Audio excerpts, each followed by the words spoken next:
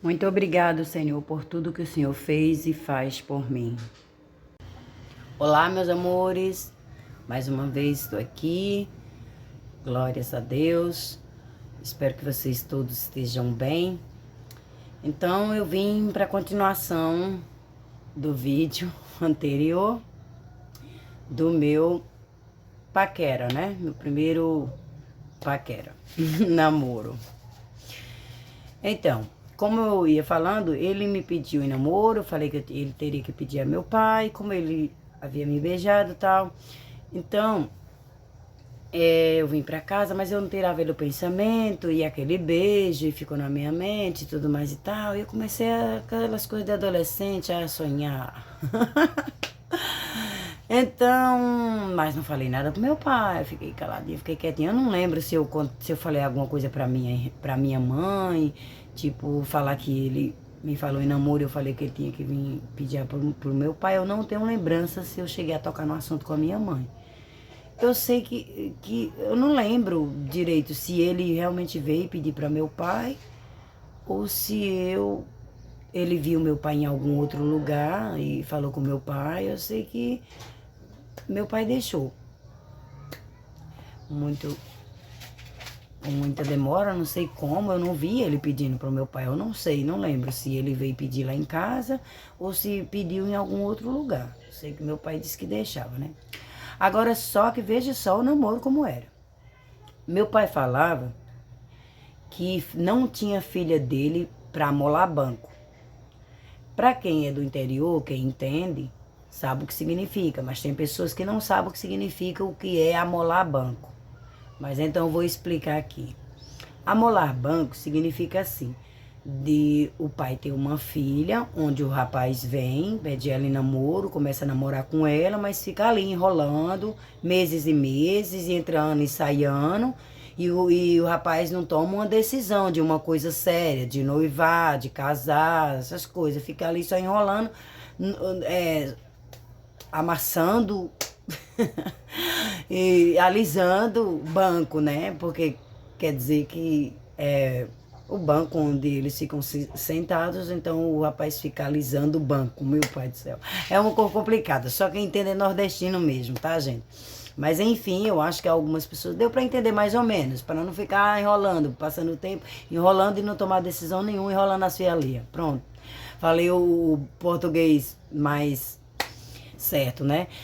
Então, aí ele foi e falou que deixava, só que teria que vir de mês em mês ou de 15 em 15 dias.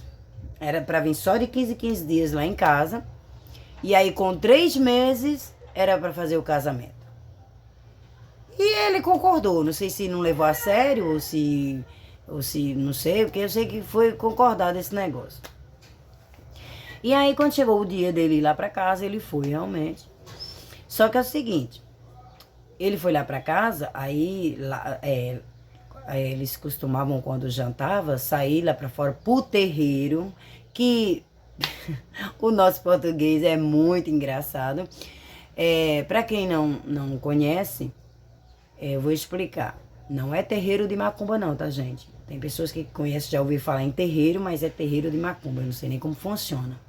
Eu sei que eu conheço o terreiro da gente, do interior, que é tipo muro, só que muro é cercado, né? Então, no caso, mas eu vou dar uma ideia mais ou menos, é tipo um muro, quintal, como vocês queiram entender, só que ao redor de toda a casa, aquele espaço livre, limpo, sabe? Ao redor de toda a casa, bem grandão, para todos os lados da casa. E pra lá é mato, né? Mato, mato, mato. Mas ao redor da casa é limpo, que se chama o terreiro, que é onde eu varria todas as vezes, varria muito aqueles terreiros ali. E tinha. Como é que chama, meu Deus? As cacas, os cocôs dos animais. Seja cabra, ovelha, porco, galinha, ou vaca. Nossa, era um sofrimento para varrer tudo aquilo ali, né? E com vassoura de capa bode, que alguns sabem o que é, mas outros não sabem, que é um cipó com folha, né? Que a gente ia quebrar, torar, como não sei, alguém tem gente que entende assim, né? É a linguagem das pessoas, cada um no seu lugar tem uma linguagem diferente. Lá pra gente é torar, meu pai. Já em outro lugar é quebrar ou tirar, enfim. Tirava lá um mói que desse pra você pegar assim e varrer todo aquele terreiro. Eu varria agachada, acho que por isso que eu tenho, aliás, além de eu ter pegado muito peso, né? E os meus irmãos também eram muito pesados. Eu, com a idade de 8 anos, eu pegava eles e eu não aguentava com aquele peso deles. Então, o que era que eu fazia? Eu ficava assim, derriada, botava a mão nessa perna e a criança escanchada aqui de lado. E eu ficava escorada aqui na perna, porque eu não aguentava o peso. Então, assim eu aguentava, né? Que eu botava o peso aqui na minha perna. Mas nisso, minha coluna foi ficando com um desvio. Além de muito peso que eu pegava e ficava desse jeito com meus irmãos, eu também só passava pano lá em casa, eu só passava de joelhos, porque não tinha rodo, meu joelho já era até aquela marca preta, assim, machucado, todo machucado, porque eu só passava pano de joelho. Pra varrer também, eu só varria assim, abaixado, minha mãe não deixava eu encabar a vassoura. O engraçado que quando meu pai, de ano em ano, quando meu pai cismava mesmo, que dizia que era pra ela e minha irmã me ajudarem a varrer os terreiros, ela não gostava. Ficava com raiva, dizia que quem tinha que varrer era eu, que não sei o que. Aí ficava aquela discussão deles, sabe? E ela não queria varrer, botar minha irmã para me ajudar de jeito nenhum. Aí ele dizia, então já que você não quer botar ela para ajudar ela, então você mesmo vai varrer mais ela. Aí ela dizia, eu não vou não, vá você, eu não vou não, não vou não. Mas ficava aquela discussão, sabe? Até que ela se enraivava e dizia, pois você vai, eu vou mostrar que você vai. Ou você vai botar ela para varrer mais ela amanhã. Aí ela, para não deixar minha irmã ir varrer mais eu, o que é que ela fazia? Ficava com raiva, ia lá pro mato, tirava a vassoura, uma para ela e uma para minha irmã. Que era para não deixar, porque papai dizia, vou mostrar para você que quem vai varrer esse terreiro amanhã vai ser ela. A irmã dela vai ter que ajudar ela. Para não citar nome aqui, sabe, gente? Mas eles que estão vendo esse vídeo, eles sabem que é verdade e sabem de quem que eu tô falando. Então, ela com raiva, né, pra que a filhinha querida dela não fosse varrer o terreno, então ela mesma ia lá até o mato e tirava a vassoura para elas duas, encabava, que para encabar você pegava, não tem os cabos das vassouras? Aí você pegava aquele mói, mais ou menos desse tanto assim, aí você colocava o cabo da vassoura no meio e ele assim ao redor todo do cabo da vassoura, e aí você passava uma liga, né? Liga, a borracha, tem algumas pessoas entendem como liga, outros como borracha, que é aqueles pedaços que a gente tira da câmera. Câmera ou é cama de ar? Câmera de ar. Câmera é câmera, eu acho. De ar, que tem das bicicletas, do pneu de moto, vocês sabem, né? Borracha, né? Resumindo, borracha. Passava uma borracha, encabava para as duas. Para elas duas varrerem em pé. Nem minha irmã ia se cansar, porque além de estar varrendo em pé, minha mãe varria a maioria, ela varria só um pouquinho. Minha mãe era quem varria todo o resto. Mulher acostumada, sabe fazer, né? Sabia fazer. Então varria todo o resto e minha irmã só um pouquinho. E assim mesmo soltando fumaça, que nem aqueles dragão pelo nariz, com raiva, né? E aí era que o ódio dela aumentava mais ainda por mim, quando meu pai mandava que ela mandasse minha irmã me ajudasse, fosse buscar um balde de água comigo, ou me ajudar a lavar uma roupa, que aliás ela nunca ia. Num dia, uma vez por ano também, quando meu pai cismava, dizia que ela teria que me ajudar a lavar roupa, ela teria que ir lavar roupa, mas então minha mãe fazia da mesma forma. Desculpa aí. Em vez de deixar minha irmã ir lá lavar, ela ia junto com ela lavar. Ou se ela não fosse, mas mandava um dos meus irmãos ou dois dos meus irmãos irem colocando água para ela enquanto ela lavava. E aí mandava um deles ir levar o almocinho para ela lá.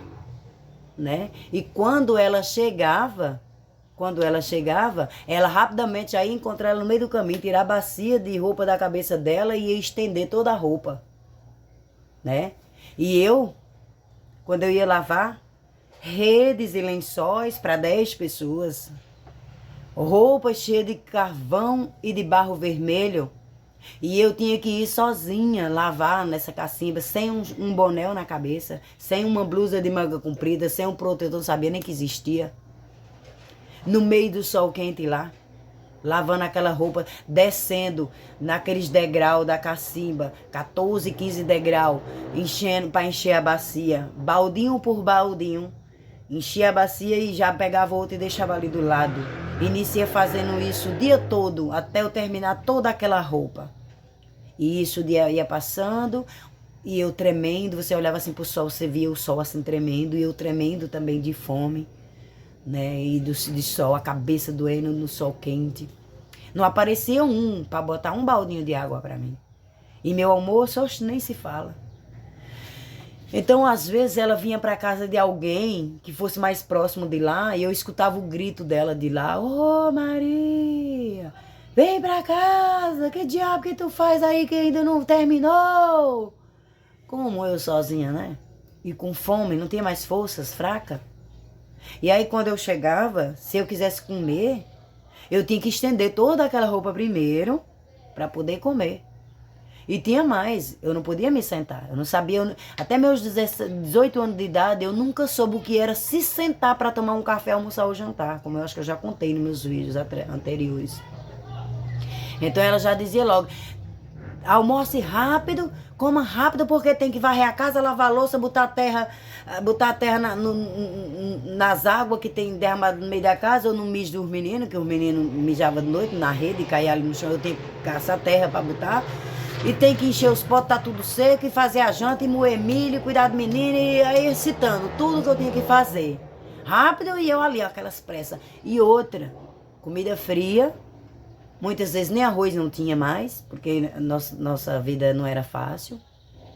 Então, tinha que dividir o que tinha para todo mundo, mas eu já falei a palavra, tinha que dividir o que tinha para todo mundo. Mas como eu era rejeitada, a deixada de lado, os outros iam comendo ali, a parte deles, inocentemente, sem saber de nada. Até mesmo era ela que eu colocava. Quando eu não estava. Quando eu estava, era eu que colocava a comida para todo mundo. Só podia comer depois que todo mundo comesse, que repetisse. Se sobrasse, que nem cachorro, que era o que ela dizia, quando algum deles perguntava: e Maria não vai comer, não? Ela dizia: ela come quando sobrar, que nem cachorro. Era desse jeito. Então, como eu ia dizendo, muitas vezes sem arroz.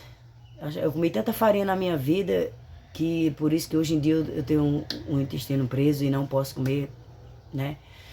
Então, eu comia aquele feijão com aquela farinha e puro, sem nada. Porque se tivesse um pedacinho de carne, ou um ovo ou dois, ali era dividido entre eles. E eu ficava sem nada. Não que os outros tivessem culpa. Às vezes até tinha, porque na inocência dizia: não, eu quero mais, bota um pedaço mais pra mim, eu quero esse maior, eu quero. E ela fazia os gostinhos, a vontadinha deles, né? E eu ficava sempre pra trás. Igual quando chegava com a feira que trazia bala, confeito lá pra gente, chama confeito. Algumas pessoas conhecem como bala. Quando ela trazia, então eu dizia: me dê uma. Eu não tava dando, dava uma a um, outra, e olha, uma a um, outra. Acho que até já contei nesses vídeos aí pra trás. Já acho que já. E até meu irmão mais velho ganhava. Todos ganhavam. E aí eu dizia: eu quero mais um. Aí ela dava mais um. A senhora deu mais uma pra fulano, também quero mais um. Aí nisso ficava aquela briga. Aí começava aquela chora: a senhora deu mais pra fulano, e eu não sei, eu fiquei com um, não sei o que, aquela briga. Aí começava uma a chorar, aquela choradeira de menino mimado, né? Que ela mimava eles, enquanto que a coitadinha aqui, né? Aí ela dizia: vocês ficam só brigando, deixa de ser beijo, deixa pra lá. Por que vocês não fazem que nem Maria? E eu lá esperando pelo menos uma. Chega a ficar igual aqueles cachorros quando cai da mudança. Aqueles cachorros que ficam olhando o patrão comendo osso e esperando, sonhando que ele joga aquele osso pra dar uma lambidinha pelo menos. Era assim que eu me sentia. Eu ficava lá esperando. E aí Ela dizia, por que você não faz que nem Maria? Ela nem liga, nem se importa. Você fica aí só brigando por bestidade, Maria nem liga. Nem se importa, né, Maria? Eu dizia, é. Aí baixava minha cabeça, saía ali de fininho e ia chorar. E eu só podia limpar as minhas lágrimas, porque nada mais eu podia fazer. Se eu fosse reclamar, dizer alguma coisa, eu ia apanhar. Então, era dessa forma. Sim, mas aí, né, continuando, deixando essas coisas aí pra trás e continuando do negócio do meu namoro, né? Enfim, aí ele veio. E quando ele veio, eles ficaram sentados lá no terreiro, papai numa cadeira de balanço, minha mãe em outra cadeira, e os meus irmãos todos brincando ali, de cavalinho, de esconde-esconde, do que fosse a brincadeira das crianças. E às vezes essa minha irmã e a outra, eles iam para casa de uma tia minha que tinha assistir novela. Eu não tinha essa chance de ir para casa de ninguém assistir alguma coisa. Só se minha mãe mandasse eu ir buscar alguma coisa na casa de algum deles. Aí eu dava uma olhadinha rapidinho, mas já com medo de quando chegar a apanhar, se eu demorasse, eu não podia demorar. Então eu era as únicas vezes que eu dava uma olhadinha na televisão.